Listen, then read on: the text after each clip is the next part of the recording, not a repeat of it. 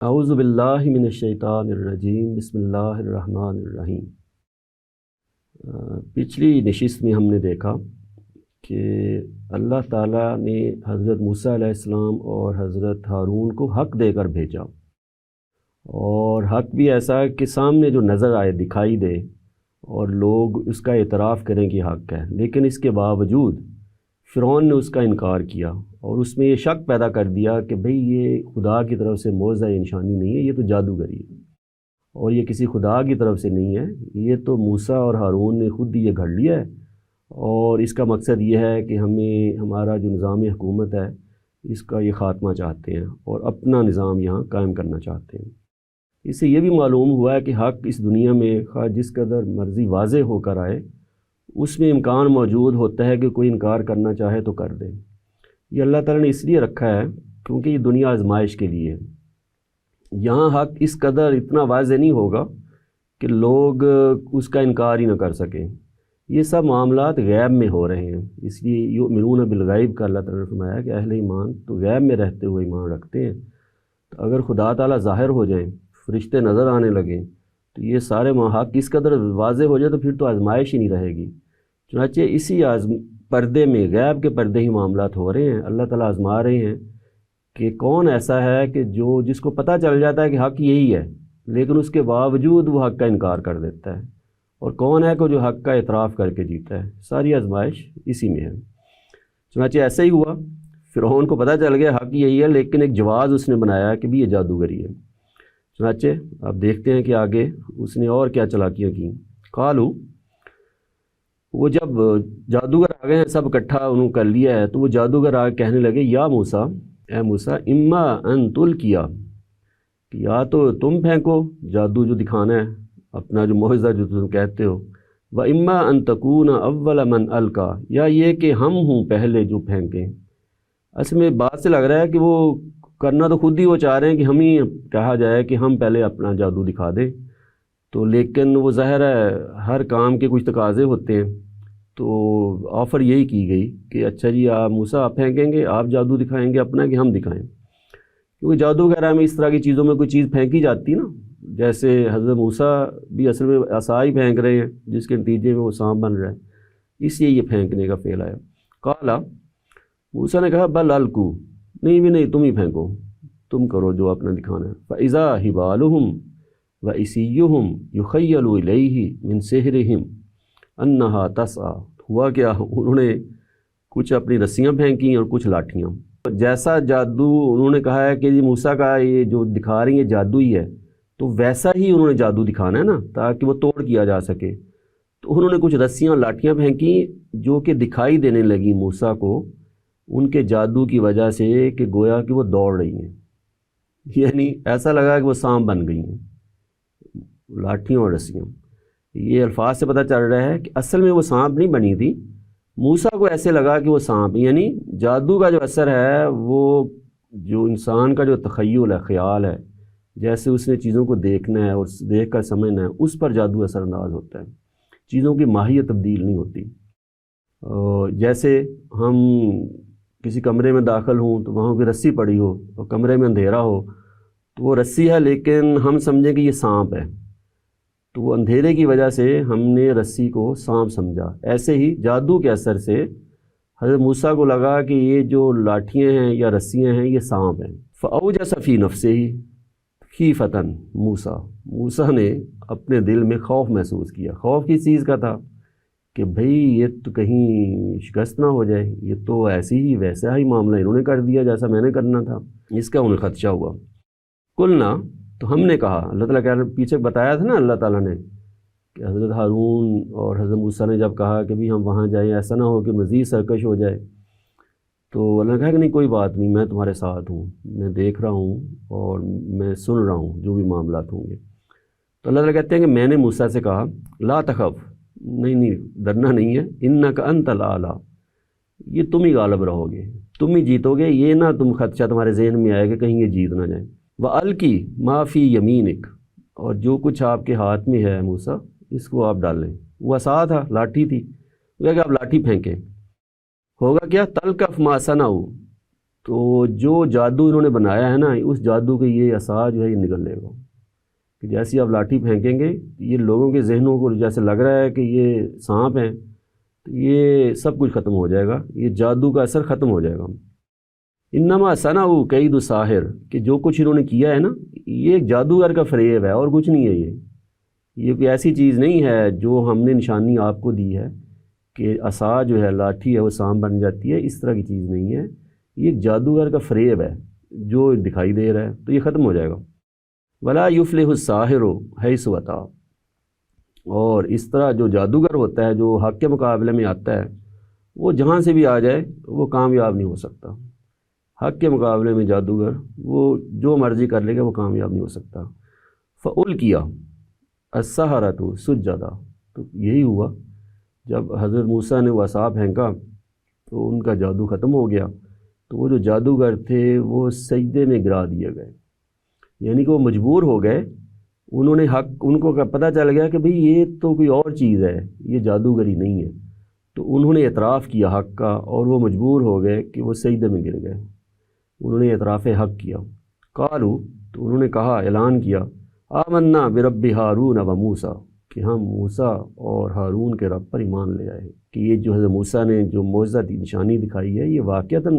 ان کے رب کی طرف سے ہے اور یہ کوئی جادوگری نہیں ہے۔ تو اس طرح اللہ تعالیٰ نے وہ جو فرعون کی چال تھی اسی پر الٹ دی کہ اس فیلڈ کے ماہر جب یہ دعویٰ کریں کہ بھئی یہ جادوگری نہیں ہے، تو اس کا مطلب ہے کہ پھر یہ جو چیز ہے یہ لوگوں پر اثر انداز ہوگی۔ یہ بالکل ویسے ہی معاملہ ہے جب نبی علیہ السلام کو قرآن مجید دیا گیا تو وہاں بھی چیلنج یہ کیا گیا نا کہ اگر یہ تم سمجھتے ہو کہ یہ خدا کا کلام نہیں ہے تو ایسا کلام پیش کرو۔ تو معلوم ہے کہ جو عرب کے جو بڑے بڑے ادیب تھے، خطباء تھے، شاعر تھے، ان سب نے سرنڈر کیا، انہوں نے اس چیلنج کا مقابلہ نہیں کیا، بلکہ بعض بڑے شاعروں نے یہ اعتراف کیا کہ بھئی یہ شاعری نہیں ہے، یہ کسی انسان کا کلام نہیں ہے۔ تو جو جس فیلڈ کا ماہر ہو وہ ظاہر ہے اس کا جو اعتراف ہے وہ اثر انداز ہوتا ہے۔ تو یہاں بھی یہی معاملہ ہوا کہ جادوگروں نے یہ پہچان لیا کہ یہ تو جادوگری نہیں ہے، چنانچہ انہوں نے کہا کہ ہم ایمان لاتے ہیں ہارون اور موسیٰ کے رب پہ۔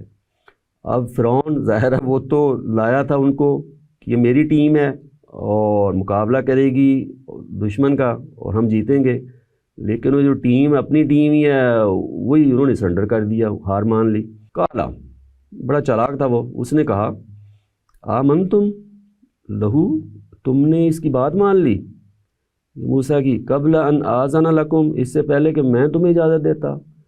تمہیں چاہیے تھا کہ مجھے بتاتے، میں تمہیں پھر کہتا کہ بھئی یہ بات کرنی ہے، ایسا کرنا ہے، تم نے مجھ سے پوچھے بغیر ہی تو موسیٰ جو کہہ رہا ہے کہ جی میرا ایک رب ہے اور اس نے مجھے بھیجا ہے، تو تم نے موسیٰ کی بات پر جو ہے مان لی، یہ تم نے کیا حرکت کی، تم تو میری ٹیم تھی۔ انہو لکبیرکم، اچھا معاملہ یہ ہے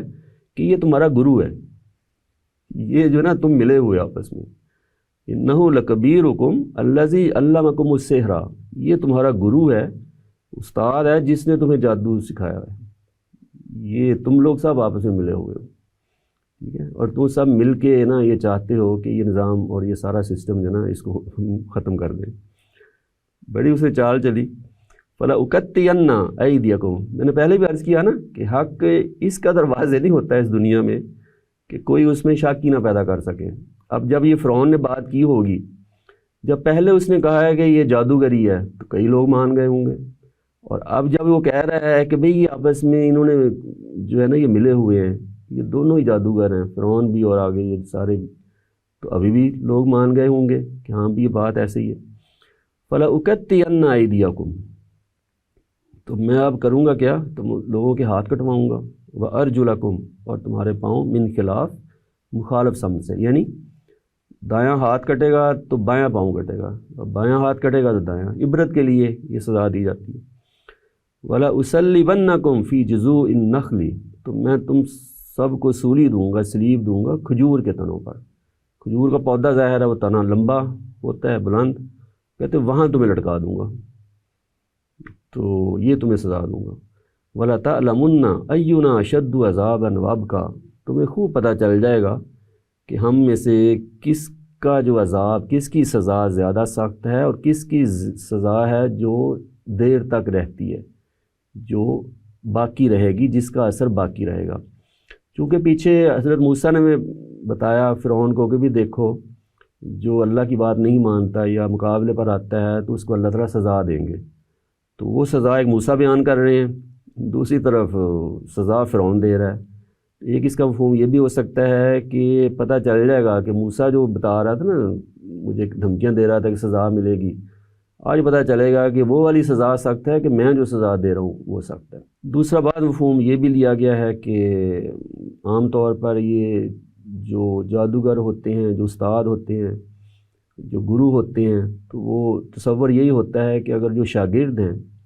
وہ اگر خلاف ورزی کریں گے اپنے گرو کے کسی حکم کی تو وہ گرو سزا دیتا ہے، خاص طور پر جادوگری وغیرہ میں نا۔ وہ ہم کہانیوں میں پڑھتے رہے ہیں کہ فلاں جادوگر نے اس کے وہ جو شاگرد تھے انہوں نے یہ کیا تو جادوگر نے پھر اس کو وہ سزا دی۔ تو شاید یہ مفہوم ہو کہ یہ جو جادوگروں کے جو گرو ہوتے ہیں وہ جو سزا دیا کرتے ہیں وہ سزا، یا پھر جو میں سزا دے رہا ہوں پتہ چل جائے گا کس کی سزا سخت ہے۔ گویا کہ تم لوگ اپنے گرو کی سزا سے بچنے کے لیے تم لوگ یہ کہہ رہے ہو کہ یہ جو ہے نا یہ جادوگری نہیں ہے، تو تم اس سزا سے ڈر رہے ہو، تو میں تمہیں بتاؤں گا کہ میری سزا جو ہے نا وہ کہ کیسی ہے۔ پھر اب دیکھیں کیا زبردست جواب ہے۔ قالوا، جادوگروں نے جواب دیا، لن نؤثرک علی ما جاءنا من البینات، کہ ہم تمہاری بات کو ترجیح نہیں دیں گے اس کے مقابلے میں جو ہمارے سامنے نشانیاں آ گئی ہیں، کہ حق ہمارے سامنے آ گیا ہے تو اب ہم اس حق کو جھٹلا دیں اور تمہیں ترجیح دے دیں، تمہاری بات مانیں، یہ نہیں ہو سکتا۔ والذی فطرنا، اور نہ ہم تمہیں ترجیح دیں گے اس پر جس نے ہمیں پیدا کیا ہے، کہ ہم اپنے رب کو چھوڑ کر تو تمہاری بات مانیں، یہ نہیں ہو سکتا۔ فاقضی ما انت قاض، اس لیے جو تم نے کرنا ہے کر گزرو، جو تم نے سزا دینی ہے نا، دھمکیاں نہ دو، کرنا ہے جو کر گزرو، ہم نہیں واپس آئیں گے۔ انما تقضی حاضی الحیات الدنیا، بھئی تم نے جو بھی کرنا ہے نا سزا دو گے، وہ کیا سزا ہوگی؟ اسی دنیا کی زندگی کی سزا ہوگی نا، زیادہ کیا ہے، مار دو گے، سلیب دے دو گے، پھر کیا ہوا؟ یہ دنیا کی سزا آخرت کے معاملے مقابلے میں تو کچھ بھی نہیں ہے۔ انا آمنا بربنا، تو ہم تو اپنے پروردگار پر ایمان لے آئے ہیں۔ لیغفر لنا خطایانا، ہم اس لیے مان لائے ہیں کہ ہمارا رب جو ہے ہماری غلطیاں خطائیں معاف کرے، وہ ہم سے جو بھی معاملات ہوتے رہے ہیں اللہ ان سے درگزر فرمائے۔ وما اکرہتنا علیہ من السحر، اور اس چیز کو بھی معاف کرے جس پر تو نے ہمیں اس جادو پر جو مجبور کیا کہ فرعون اس کا موسیٰ کا مقابلہ کرنا ہے اور حق کے مقابلے میں ہمیں لا کھڑا کیا، تو اس پر بھی جو ہے نا ہمارا رب ہمیں معاف کرے۔ واللہ خیر وابقیٰ، اور اللہ ہی بہتر ہے اور وہی باقی رہنے والا ہے۔ تو ہم اللہ کو چھوڑ دیں، حق کو چھوڑ دیں، اور جو نشانیاں ہمارے سامنے آ گئی ان کو جھٹلا دیں اور تمہاری بات مان لیں، تم نے جو کرنا ہے کر گزرو، ہم حق کو نہیں چھوڑیں گے۔ انہ من یأتی ربہ مجرما، حقیقت یہ ہے کہ جو اپنے رب کے سامنے مجرم بن کر آئے گا، جس نے حق کو جھٹلایا ہوگا، فإن لہ جہنم، تو اس کے لیے جہنم ہے، لا یموت فیہا ولا یحیا، نہ اس میں وہ جیے گا نہ مرے گا۔ یعنی اللہ تعالیٰ نے بیچ میں، ظاہر یہ جادوگروں کا جملہ نہیں ہے، اللہ تعالیٰ نے بتایا کہ بھئی وہ فرعون جو سزا دے رہا ہے نا بڑی سخت سزا ہے، ہاتھ پاؤں کٹ دینا اور سولی پہ لٹکا دینا، لیکن اللہ تعالیٰ جو سزا دیں گے نا اس کو دیکھیں ایک جملے میں کیا بیان کیا ہے کہ ایسی سزا ہوگی آدمی نہ اس میں مرے گا نہ جیے گا۔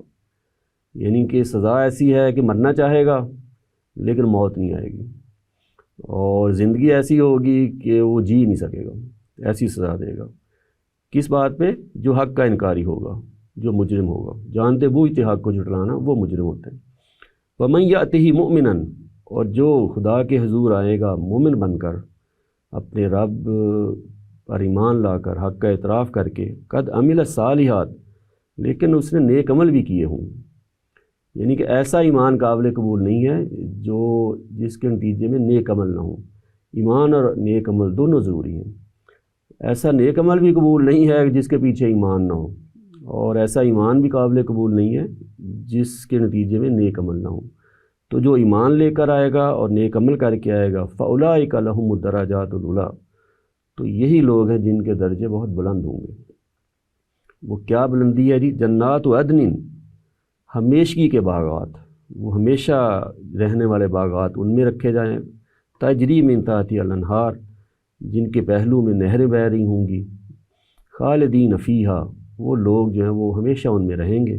وذالک جزاء من تزکا، اور یہ ان لوگوں کی جزا ہے، صلہ ہے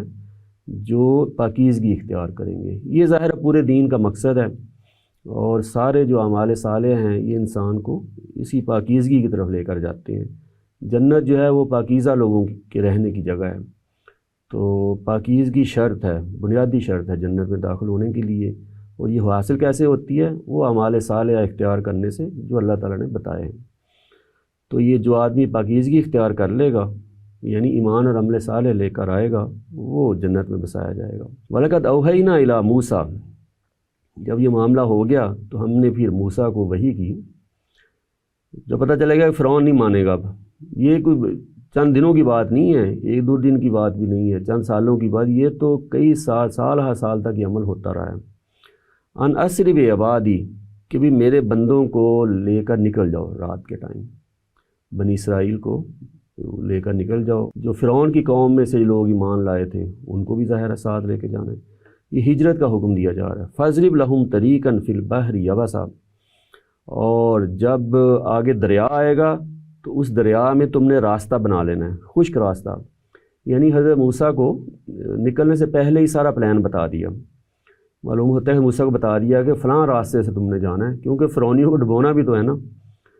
تو وہ راستہ اختیار کیا گیا کہ آگے دریا آئے، مطلب کہ دریا آئے گا وہاں تم نے اپنی لاٹھی مار کے تو راستہ بنا لینا۔ وہ عصا،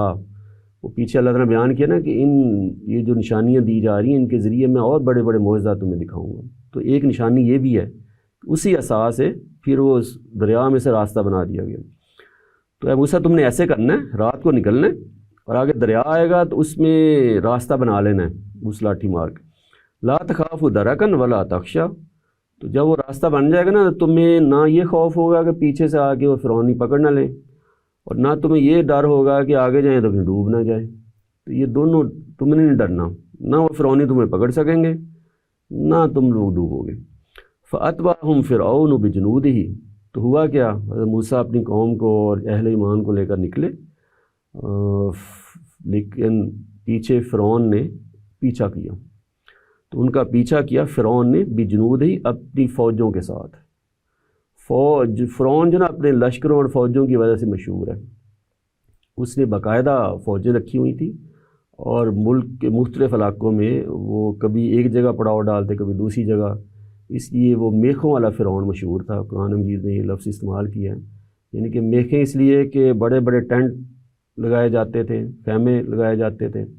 اور ان میں فوجوں کو رکھا جاتا تھا، اور وہ خیمے باندھنے کے لیے لگانے کے لیے بڑی بڑی میخیں استعمال ہوتی تھیں، اس لیے وہ کہا جاتا میخوں والا فرعون۔ تو اپنا جو لشکر تھا نا فوجیں وہ بھی ساتھ لے کے نکلا۔ فغشیہم من الیم ما غشیہم، تو ان کو ڈھانپ لیا دریا سے جس چیز نے ان کو ڈھانپ لیا۔ یہ بیان کرنا ایسا ہے، یہ اللہ تعالیٰ نے تفصیل نہیں کی، ہوا تو یہی نا کہ وہ موسیٰ علیہ السلام نے راستہ بنایا اور وہ بنی اسرائیل اور اہل ایمان وہاں سے آگے چلے گئے، دریا پار کر گئے، اور فرعونی جب دیکھا ہے کہ راستہ بنا ہوا ہے تو اس میں آئے ہیں، تو اللہ تعالیٰ نے وہ پانی کو ملا دیا اور وہ غرق ہو گئے۔ تو کہتے ہیں کہ وہ جس نے ڈھانپنا تھا، جس پانی نے، دریا نے، اس نے پھر ان کو ڈھانپ لیا، غرق کر دیا۔ وَأَضَلَّ فِرْعَوْنُ قَوْمَهُ، اور فرعون نے، ہوا کیا، حقیقت کیا تھی کہ فرعون نے اپنی قوم کو گمراہ کیا۔ وَمَا هَدَىٰ، اور صحیح ان کو راہ نہیں دکھائی۔ یہ لیڈرشپ جو ہے اس کو تو چاہیے تھا کہ حق سامنے آیا تھا، حق کا اعتراف کرتا، اس نے اپنی قوم کو کس طرح اپنی چالاکیوں سے وہ گمراہی میں شریک کیا، اور حق جو بالکل واضح تھا اس کے بارے میں ایسے شکوک و شبہات پیدا کیے کہ قوم بھی پیچھے پیچھے مانتی رہی۔ تو اس طرح اللہ تعالیٰ بتاتے ہیں کہ وہ فرعون جو کہ لیڈر تھا قوم کا، اس نے گمراہ کیا اور صحیح راہ نہیں دکھائی، چنانچہ خود بھی غرق ہوا اور قوم کو بھی غرق کر دیا۔ چنانچہ اس میں ہمارے لیے جو پیغام ہے وہ یہ ہے کہ ہمارے سامنے جب بھی حق آئے ہمیں معلوم ہو جائے، یہ حق یوں ہی نہیں ہے کہ صرف بادشاہوں کے سامنے آتا ہے اور حکمرانوں کے سامنے آتا ہے، ہر فرد کے سامنے حق کسی نہ کسی شکل میں نمودار ہوتا ہے۔ ہم گھر میں ہوں، دفتر میں ہوں، گلی محلے میں ہوں، حق چھوٹا ہے یا بڑا ہے، وہ حق کسی نہ کسی صورت میں ہمارے سامنے آتا ہے، اور تقاضا یہی ہے کہ ہم اس حق کا اعتراف کریں، کیونکہ حق میں شک پیدا کیا جا سکتا ہے، اس کے بے شمار طریقے ہوتے ہیں، لیکن یہی اصل میں فرعونیت ہے، یہی جرم ہے، اور یہ کیوں ہوتا ہے؟ یہ تکبر کی وجہ سے، حق کا انکار کر دینا۔ وآخر دعوانا ان الحمد للہ رب العالمین۔